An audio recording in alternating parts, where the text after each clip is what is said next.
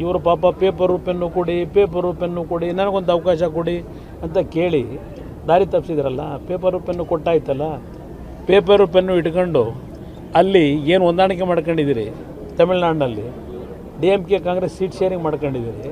ಅವ್ರ ಮ್ಯಾನಿಫೆಸ್ಟೋದಲ್ಲಿ ಮೇಕೆದಾಟನ್ನು ಯಾವುದೇ ಕಾರಣಕ್ಕೂ ಕಟ್ಟಲಿಕ್ಕೆ ಬಿಡಲ್ಲ ಅಂತೇಳಿ ಮ್ಯಾನಿಫೆಸ್ಟೋದಲ್ಲಿ ಹಾಕೊಂಡಿದ್ದಾರೆ. ಅದರ ಬಗ್ಗೆ ನೀವೇನಾದ್ರು ಧ್ವನಿ ಎತ್ತಿದ್ರ? ಈಗ ಅದಕ್ಕೆ ದೇವೇಗೌಡರು ಧ್ವನಿ ಎತ್ತಿರೋದು.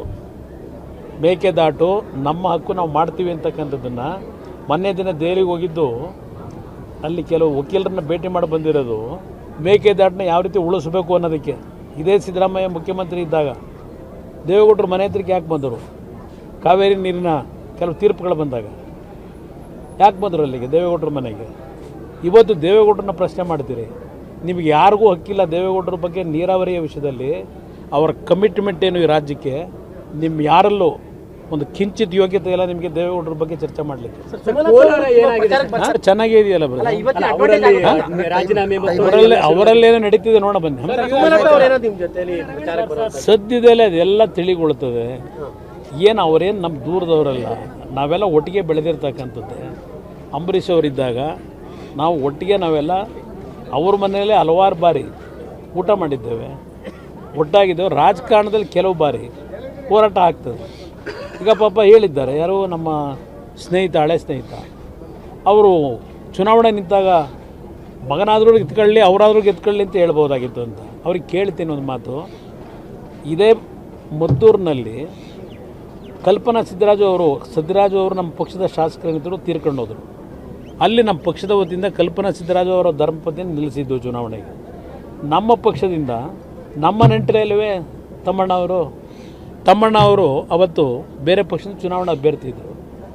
ಅವತ್ತು ಚುನಾವಣೆಯಲ್ಲಿ ನೆಂಟಸ್ಥಾನ ಬರಲಿಲ್ಲ, ಸಂಬಂಧಿಕತೆ ಸ್ನೇಹಿತನ ಅಲ್ಲ.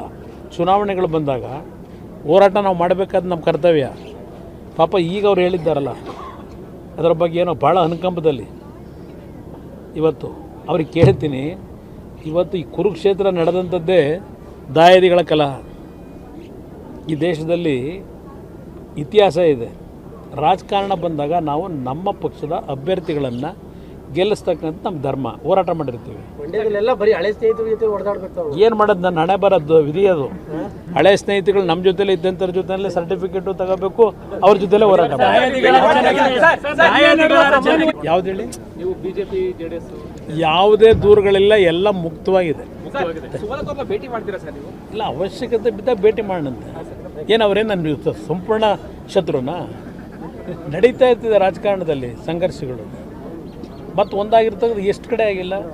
ರಾಮಾಂಜನೆಯಿಂದ ಯುದ್ಧ ಆಗಿದೆ ಈ ದೇಶದ ಇತಿಹಾಸದಲ್ಲಿ.